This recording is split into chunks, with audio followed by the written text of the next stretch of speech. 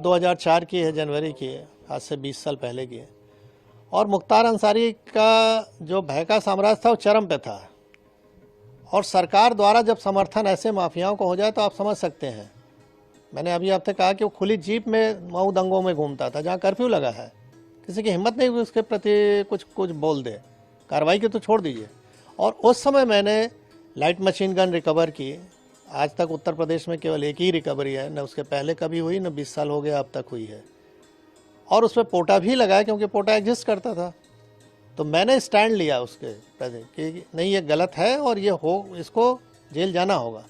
लेकिन मुलायम सिंह की सरकार तत्कालीन अल्पमत की सरकार थी, किसी भी कीमत पे इसको बचाना चाहते थे, और उन्होंने अंत में हम लोग पर प्रेशर बनाया, अधिकारियों पर प्रेशर बनाया।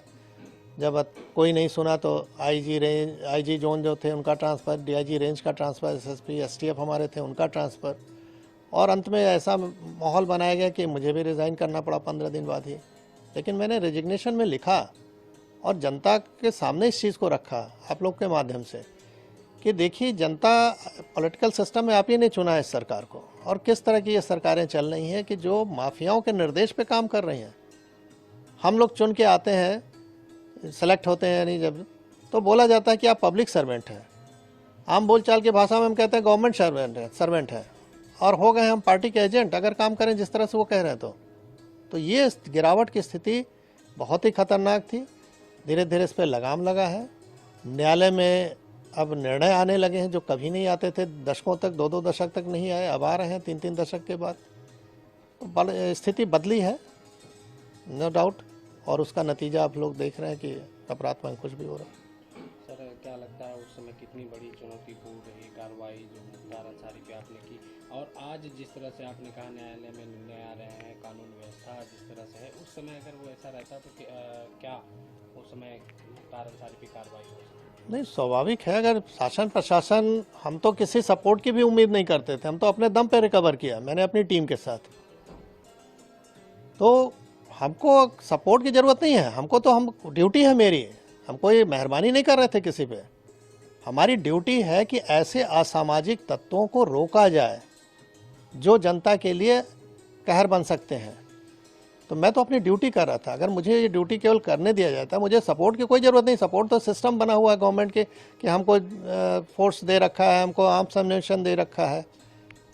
तो हम तो अपना ड्यूटी अगर खाली निभा दें ईमानदारी से तो जनता को अपने आप राहत मिल जाए। कहावत है कि पुलिस अगर चाह ले तो पत्ता नहीं खड़क सकता, ये हकीकत है। मैंने एज ए डिप्टी एसपी, बहुत छोटा पद था, बड़ा पद नहीं था, लेकिन जहाँ भी रहता था 3 से 4 थाना क्षेत्र जो भी मेरे अंडर में रहे, उसमें किसी की हिम्मत नहीं है, मजाल नहीं थी कि कोई माफिया आके इंटरफेयर कर ले और कुछ वारदात कर ले, क्योंकि उसको मालूम था कि इस अधिकारी के मत्थे चढ़ गए तो हमारी जान जानी है, हम बचेंगे नहीं। आपकी कार्रवाई के बाद फिर आप पे दबाव बनाया गया? और क्या, दबाव नहीं बनाया गया होता तो मैं इतनी अच्छी नौकरी क्यों छोड़ता भाई। जब मुझे लगा कि मैं अब कुछ नहीं कर सकता इन लोगों के सामने, तो कम से कम बाहर आके जनता को तो बताऊं कि हो क्या रहा है।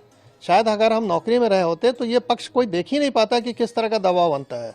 तो आज मैं जीता जागता उदाहरण हूं कि इस तरह की सरकार अगर रहे चले तो कैसे आप जनता को रिलीफ पहुंचाओगे।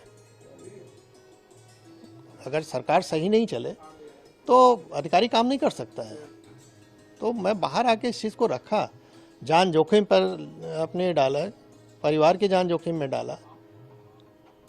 स्वाभाविक है कि अच्छी नौकरी के बाद हम कहीं अगर नौकरी प्राइवेट भी ज्वाइन करने तो इनके कॉल चले जाते थे कि इनको निकालिए अपने यहाँ से। किराए का मकान नहीं मिलता था, रात में सामान कहीं लेके रख दिया तो सवेरे वहाँ से खाली करना पड़ता था। तो ये सब चीज़ें देखी, लेकिन अब उस पर ज़्यादा नहीं बोलना है। हाँ, ये है कि जो जैसा करता है वैसा उसको भोगना पड़ता है। ऊपर वाले के यहाँ देर है अंधेर नहीं है। 20 साल का समय लगा, लेकिन वो अपनी मौत मरा। जो डर दूसरों पे कायम किया था वो डर उस पर हावी हो गया और अंत में हार्ट अटैक से उसकी मृत्यु हुई।